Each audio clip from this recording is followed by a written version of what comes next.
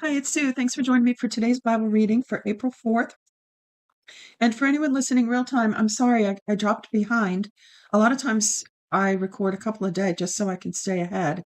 And it's just been crazy. We've been moving from living almost full time in an RV thousands of miles away back home and getting resettled. And so, yeah, it's been busy. So hopefully I'll get caught up again and be able to have the videos come out early in the morning on the day of. But it's not early in the morning now, and I'm just now recording today's. So bear with me. We'll get back there.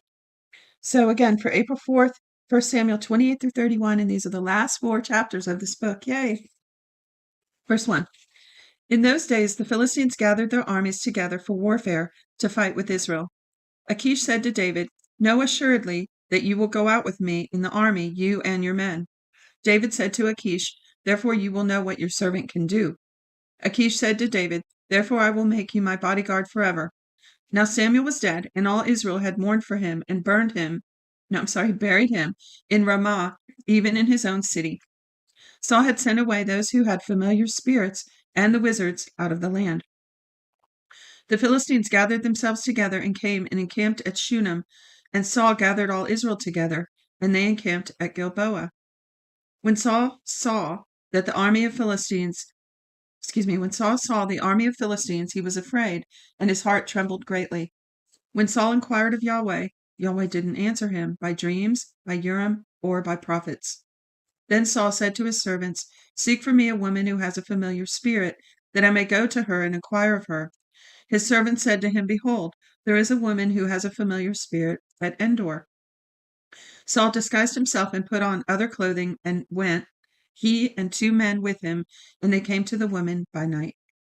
Then he said, "Please consult for me by the familiar spirit, and bring me up whomever I shall name to you." The woman said to him, "Behold, you know what Saul has done, how he has cut off from those who have familiar spirits and the wizards out of the land. Why then do you lay a snare for my life to cause me to die?"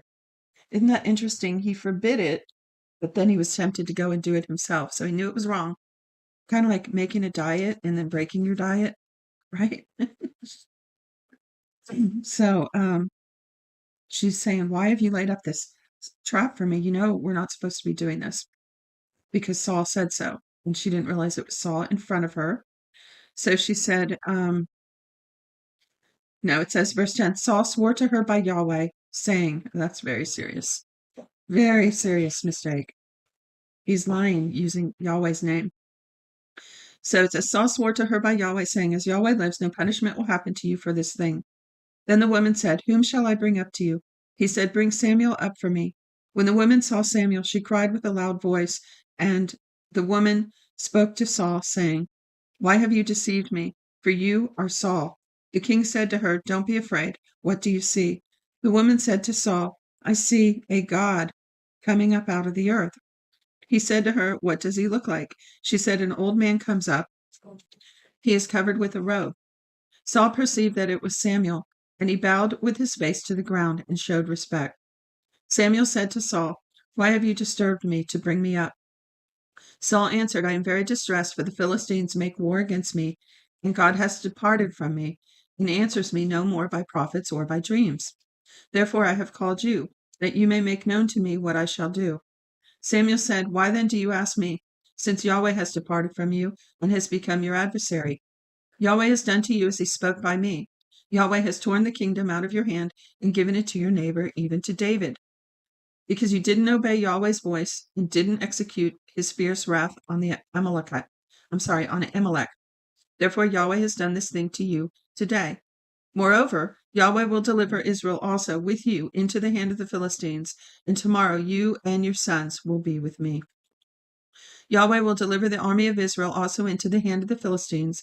Then Saul fell immediately, his full length on the earth, and was terrified because of Samuel's words. There was no strength in him, for he had eaten no bread all day or all night long. The woman came to Saul and saw that he was very troubled, and said to him, "Behold, your servant has listened to your voice, and I have put my life in my hand, and have listened to your words which you spoke to me. Now therefore please listen also to the voice of your servant, and let me set a morsel of bread before you. Eat, that you may have strength, and when you go on your way. But he refused and said, I will not eat. But his servants, together with the woman, constrained him, and he listened to their voice. So he arose from the earth and sat on the bed. The woman had a fattened calf in the house. She hurried and killed it, and took flour and kneaded it, and baked unleavened bread of it. She brought it before Saul and before his servants, and they ate. Then they rose up and went away that night. Now the Philistines gathered together all their armies to Aphek, and the Israelites encamped by the spring which is in Jezreel. The lords of the Philistines passed on by hundreds and by thousands, and David and his men passed on in the rear with Achish. Then the princes of the Philistines said, What about these Hebrews? Achish said to the to the princes of the Philistines, Isn't this David, the servant of Saul, the king of Israel, who has been with me these days, or rather these years, and I have found no fault in him since he fell away to today? But the princes of the Philistines were angry with him, and the princes of the Philistines said to him, Make the man return, that he may go back to his place where you have appointed him, and let him not go down with us to battle, lest in the battle he become an adversary to us. For with what should this fellow reconcile himself to his Lord?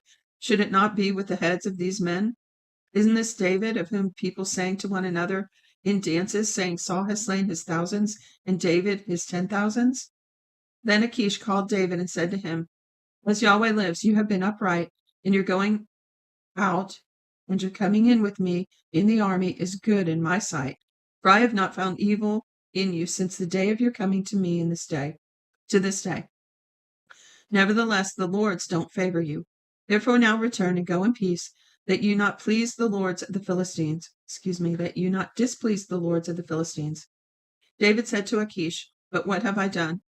What have you found in your servant so long as I have been been before you to this day, that I may not go and fight against the enemies of my lord the king? Achish answered David, I know that you are good in my sight, as an angel of God. Notwithstanding, the princes of the Philistines have said, He shall not go up with us to the battle. Therefore now rise up early in the morning with your servants of your Lord who have come with you, and as soon as you are up early in the morning and have light, depart. So David rose up early, he and his men, to depart in the morning, to return into the land of the Philistines, and the Philistines went up to Jezreel. When David and his men had come to Ziklag on the third day, the Amalekites had made a raid on the south and on Ziklag, and had struck Ziklag and burned it with fire, and had taken captive the women and all who were in it, both small and great. They didn't kill any, but carried them off and went their way. When David and his men came to the city, behold, it was burned with fire, and their wives, their sons, and their daughters were taken captive. Then David and the people who were with him lifted up their voice and wept until they had no more power to weep. David's 2 wives were taken captive, Ahinoam and the Jezreelitess, and Abigail, the wife of Nabal. Ahinoam the Jezreelitess, and Abigail, the wife of Nabal the Carmelite. David was greatly distressed, for the people spoke of stoning him, because the souls of all the people were grieved, every man for his sons and daughters. But David strengthened himself in Yahweh his God. Yep, because that's what David did. That was the secret sauce of his success. I'm going to read that again. It says, But David strengthened himself in Yahweh his God. I wonder if that's when he wrote some of the Psalms that he wrote. David said to Abiathar the priest, the son of Ahimelech, Please bring the ephod here to me. Abiathar brought the ephod to David. David inquired of Yahweh, saying, If I pursue after this troop, will I overtake them? He answered him, Pursue, for you will surely overtake them, and will without fail recover all. So David went, he and the 600 men who were with him, and came to the brook Besor, where those who were left behind stayed. Now it's funny that answer that Yahweh gave him. I've always remembered that verse from a sermon I heard, probably 30 years ago. Pursue, overtake, and recover all. That's probably how it's written in the King James. Pursue, overtake, and recover all. And isn't it interesting that someone could preach a sermon with a phrase like that, to the point that I've never forgotten it to this day? Pursue, overtake, and recover all. That's a good message. A lot of the messages we listen to, we don't remember any of them. But that one stuck with me. So that's just a little story about how this one verse brings me back. Pursue, overtake, and recover all. So David went, he and 600 men who were with him, and came to the brook Besor, where those who were left behind stayed. But David pursued, he and 400 men, for 200 stayed behind, who were so faint that they couldn't go over the brook Besor. They found an Egyptian in the field and brought him to David and gave him bread, and he ate, and they gave him water to drink. They gave him a piece of a cake of figs and 2 clusters of raisins. When he had eaten, his spirit came again to him, for he had eaten no bread and drank no water for 3 days and 3 nights. David asked him, "To whom do you belong? Where are you from?" He said, "I am a young man of Egypt, servant to Amalekite, and my master left me, because 3 days ago I got sick.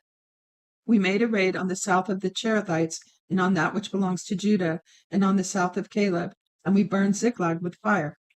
David said to him, "Will you bring me down to this troop?" He said, "Swear to me by God that you will not kill me and not deliver me up into the hands of my master."